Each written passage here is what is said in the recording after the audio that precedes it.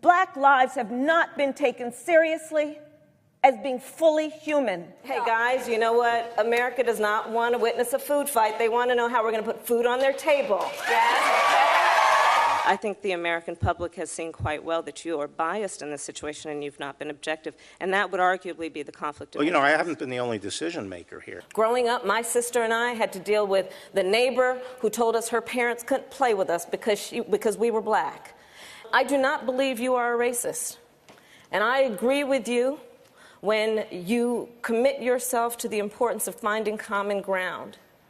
But I also believe, and it's personal, and I was actually it was hurtful to hear you talk about the reputations of two United States senators who built their reputations and career on the segregation of race in this country.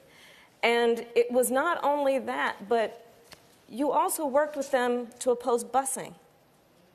And, you know, there was a little girl in California who was part of the second class to integrate her public schools. And she was bused to school every day.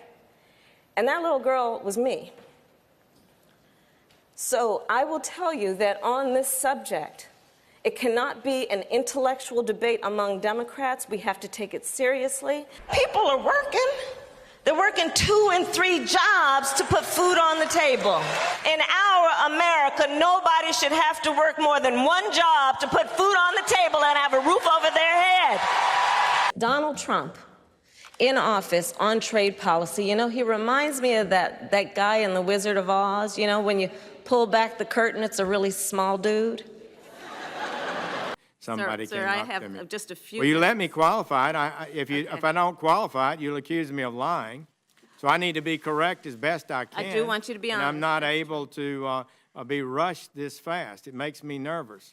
The reality of it is that we don't have to debate the point, which is that on average, women make 80 cents on the dollar to men. If you're talking about African-American women, it's 61 cents. If it's Latinas, it's 53 cents. So there is an obvious issue that we have around not only disparities, but fairness and equal pay for equal work.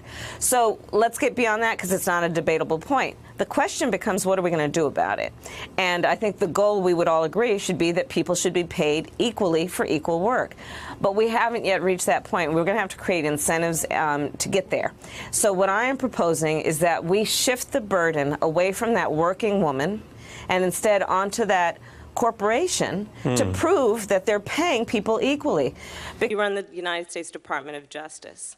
If in any U.S. attorney's office around the country, the head of that office, when being asked to make a critical decision about, in this case, the person who holds the highest office in the land, and whether or not that person committed a crime, would you accept them recommending a charging decision to you if they had not reviewed the evidence? Well, that's a question for Bob Mueller. He's the U.S. attorney. He's the one who presents the report.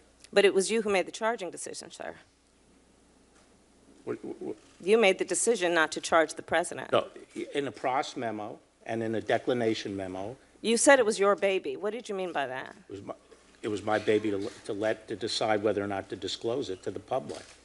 And whose decision was it? Who had the power to make the decision about whether or not the evidence was sufficient to make a determination of whether there had been an obstruction of justice? Prosecution memos go up to the supervisor. In this case, it was the Attorney General and the Deputy Attorney General who decide on the final decision. And that is based on the memo as presented by the U.S. Attorney's Office.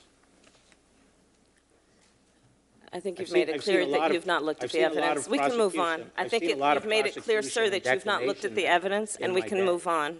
On this very day, at this very hour, there is a memorial service to honor the life of George Floyd, who was murdered on a sidewalk by a police officer with a knee on his neck. For 8 minutes and 46 seconds, George Floyd pleaded for his life, called for his late mother, and said he could not breathe. The pain experienced not only by that man, that human being, and his family and his children,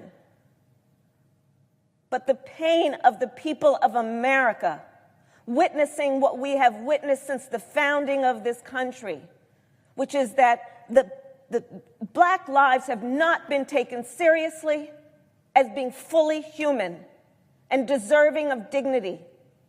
And it should not require a maiming or torture in order for us to recognize a lynching when we see it, and recognize it by federal law and call it what it is, which is that it is a crime that should be punishable.